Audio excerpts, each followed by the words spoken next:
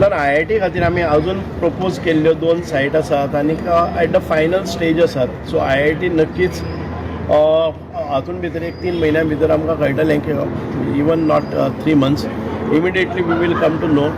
We are deciding on the site. So आतां जेन्ना unless and until it is finalise because IIT team येवपाक जाय आनी तांणी हें करपाक जाय. We have propose the sites. Propose in the sense we are trying to get the sites and paper documentation, the title, everything we are searching it, and that will be scrutinized and put before the team.